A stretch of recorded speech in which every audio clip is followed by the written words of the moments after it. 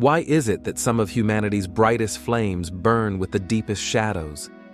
Why do the minds that reshape the world, philosophers, inventors, artists, prophets, generals, often walk through life carrying a weight the rest of us can barely imagine? From Socrates to Newton, from Van Gogh to Tesla, from Einstein to Virginia Woolf, history whispers the same pattern. Great brilliance does not walk alone. It walks with burden, with isolation, with darkness. But why? Why does the very thing that allows certain minds to pierce the world with new light also expose them to the deepest inner storms? And, more uncomfortably, does greatness require this burden? Today we dive into one of humanity's oldest mysteries. Why do the most brilliant minds carry the darkest burdens? And what does that reveal about us? When genius becomes a double-edged sword. 1. The curse of seeing. Too much. Every age has its observers, those who see the world as it is, but only a few see the world as it could be.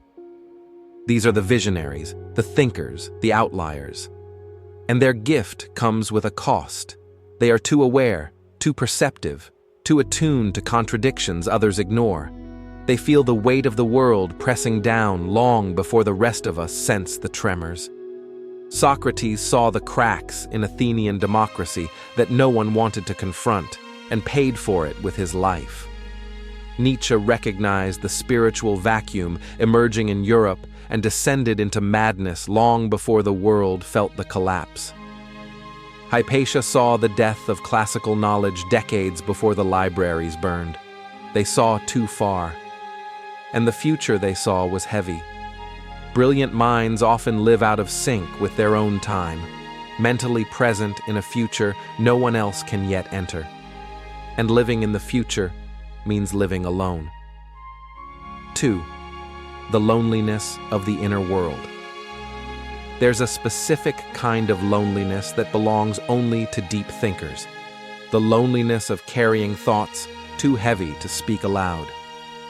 Isaac Newton revolutionized physics, but lived most of his life in isolation. Paranoid, obsessive, unable to form ordinary relationships. Nikola Tesla chased visions of an electrified future, but died alone in a hotel room, visited only by pigeons. Kafka wrote masterpieces that human beings still resonate with a century later, yet he believed his works were so misunderstood he asked a friend to burn them. The problem wasn't the world. The problem was that they lived in an inner world the rest of us could never fully access. When your thoughts stretch further than language can reach, you become a traveler whose homeland is not here. Some brilliant minds find meaning in this solitude. Others find despair. But the burden is the same. Isolation is the silent tax of imagination. 3. The overheating mind. A mind capable of extraordinary insight is also capable of extraordinary self-destruction. High creativity often comes with hypersensitivity, an ability to notice patterns, emotions, inconsistencies, possibilities. But the same sensitivity that fuels genius can overwhelm its owner. Consider the artist who sees beauty no one else notices, but also feels pain no one else can articulate. Or the scientist whose relentless curiosity turns inward, dissecting every fear, every insecurity, every memory, until nothing is left unexamined. Brilliant minds do not simply think more, they feel more, they absorb more, they carry more, and sometimes that weight becomes unbearable. Virginia Woolf captured this perfectly when she wrote, "I am rooted, but I flow." Her mind moved like a river, beautiful, unstoppable, and at times overwhelming. Great thinkers often live in two worlds at once, the outer world of normal life and the inner world of relentless thought. The tension between the two can break a person. 4. The price of breaking tradition. Revolutions, intellectual or political, are not born painlessly. Galileo wasn't persecuted because he was wrong. He was persecuted because he was too right too early. Confucius wandered from kingdom to kingdom trying to convince rulers to implement a system that wouldn't be adopted until centuries after his death. He died believing he had failed. Even Einstein, admired globally, spent his final decades isolated from the scientific community, rejected for resisting quantum mechanics, the very theory he helped inspire. When you challenge the world pushes back. And the burden of genius isn't simply understanding the truth. It's surviving the consequences of saying it aloud. 5. The shadow that genius casts on itself. There is a darkness that comes from the outside world, rejection, loneliness, misunderstanding. But there is also a darkness that arises within brilliant minds themselves. The more you understand life, the more you realize how fragile it is.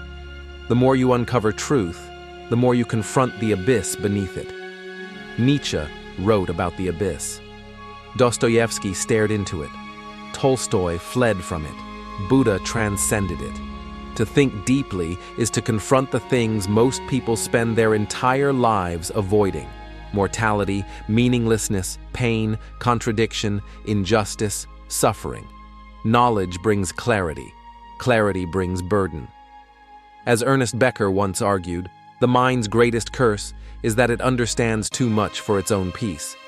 Brilliance is a candle, but every candle holds the potential to burn itself. 6. The world that consumes its geniuses. Society loves its geniuses, once they're dead. Van Gogh sold one painting in his lifetime.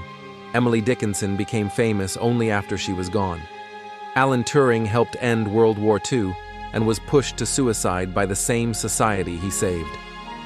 Great thinkers often arrive before the world is ready for them. And the time they spend waiting for acceptance feels like exile. The burden they carry is not only internal, it is cultural. And this leads us to the deeper question. What does this reveal about us? Why does society fear its most brilliant minds? Why does genius so often walk alone? And why do the brightest lights burn out so quickly? Perhaps the answer is uncomfortable but simple. Brilliant minds threaten the comfortable lies that hold society together. They question what others accept. They challenge truths we cling to. They expose the conflicts we hide. They refuse to look away. In a world that values conformity, their minds are dangerous to institutions, to traditions, to power, to stability. But most of all, they are dangerous to the illusions we rely on to feel safe. A brilliant mind does not accept the world as it is. It pulls at the seams, it unwinds the threads, it asks questions we're not prepared to answer. And society responds the way it always has. First, with resistance. Then with ridicule. Then with punishment. And finally, with worship, long after the mind that carried the burden is gone. So the question becomes, is the burden of genius a flaw in the mind or a flaw in the world that surrounds it? The burden we all carry. Here is the quiet truth. Every human being carries a burden. Brilliant minds simply carry theirs closer to the surface. When we call someone a genius, we imagine brilliance without consequence. But perhaps genius is not a gift awarded by nature. Perhaps it is a fire, and fire does not simply illuminate, it consumes. So, what does this mean for us? It means that the burdens of brilliant minds are not alien or distant. They are human. Their fears, their doubts, their inner storms are amplified versions of our own. They feel the same things we all feel: confusion, longing, loneliness, pressure. But they feel them with the intensity of 1,000 unspoken thoughts.